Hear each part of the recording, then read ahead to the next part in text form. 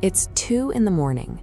You're driving home on an empty road, the adrenaline from the day is entirely gone, and you just want a quick meal. You see a glowing sign cut through the dark, you pull into the drive-thru, and your guard drops. You know exactly how this transaction is going to go. But that absolute certainty leaves you completely exposed when reality breaks the illusion. In 3 documented instances, late-night customers pulled into fast food parking lots and faced lethal threats. In each case, the victims spent critical minutes standing shoulder to shoulder with killers, entirely unaware. Their minds processed lethal threats as background details just to keep their world feeling normal. Late September in Phoenix, Arizona feels like an oven even after midnight. A 26-year-old man, eager for a quick snack, pulled his older Camry into a McDonald's on Indian School Road at 1:30 a.m. The line was totally dead. When he rolled up to the window, a 22-year-old employee named Maria Santos leaned out with a massive smile. She greeted him like an old friend, telling him how good he looked and begging him to wait 10 minutes so she could leave her shift and come home with him. He was confused. He was average-looking, balding, and driving a 15-year-old car. He rationalized the strange behavior the only way his brain knew how. He assumed she was just an overly aggressive, awkward flirt. Uncomfortable, he bluntly told her he didn't know her and just wanted his food. Her smile vanished instantly. She whispered for him to call 911, and then a loud bang echoed from inside. A masked man lunged from the background, grabbed Maria's hair, and slammed her face into the counter, splattering blood against the drive-thru glass. The customer froze. His normalcy bias collapsed, leaving him entirely paralyzed in his driver's seat, as a second masked man, wielding a long, serrated knife, emerged, demanding money from the safe. Throwing his car in reverse, the customer dialed the police. Officers arrived 30 seconds later, but the restaurant was quiet.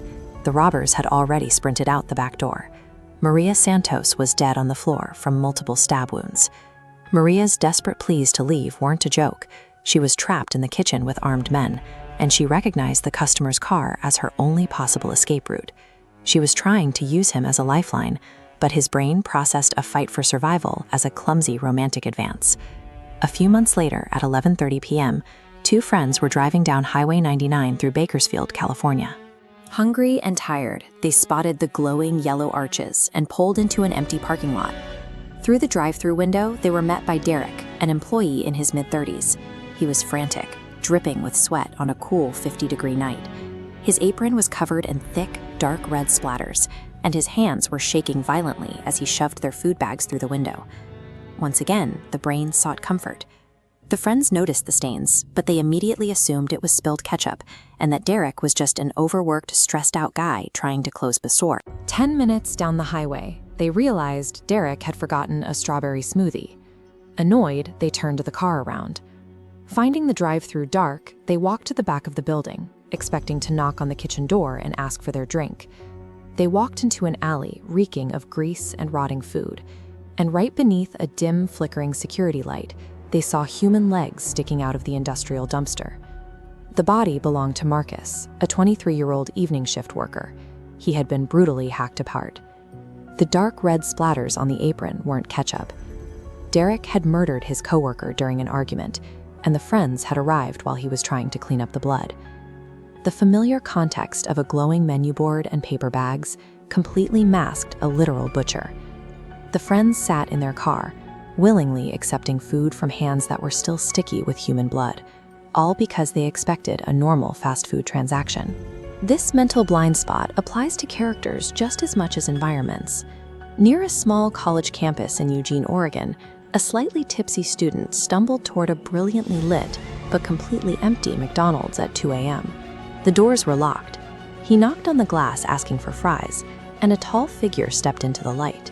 It was a man dressed as Ronald McDonald, but the red wig was pushed back, the white face paint was dripping down his cheeks, and a massive painted red smile stretched ear to ear. The student felt a spike of unease, but his brain categorized the clown based on the location. He assumed it was just an employee messing around after hours, or a bizarre prank.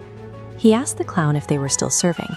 The figure tilted its head like a dog, blinked its eyes, and then bolted straight at the glass doors. The man began laughing wildly, a shrill, high-pitched giggle that didn't sound human. The student ran, his drunk legs pumping as he sprinted across the street into a pitch-black park, collapsing behind a bench. The clown followed. The student tripped, scraping his face and throwing up on the pavement. He looked up to see big red shoes standing over him. The clown simply watched him vomit, laughed hysterically, and strolled back into the dark, whistling. A universally recognized mascot of childhood joy was hijacked by a predator. The student's mind tried to process a horrific threat as a late-night joke, nearly costing him his life. The victims of these encounters all physically survived the night, but the collapse of their normalcy bias left behind a permanent, quiet paranoia. The man in Phoenix goes to therapy to manage the crushing guilt of mistaking a plea for help as a flirtation.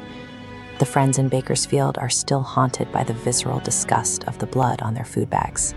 And the student in Eugene questions his own reality, knowing the police never found the man in the smeared makeup.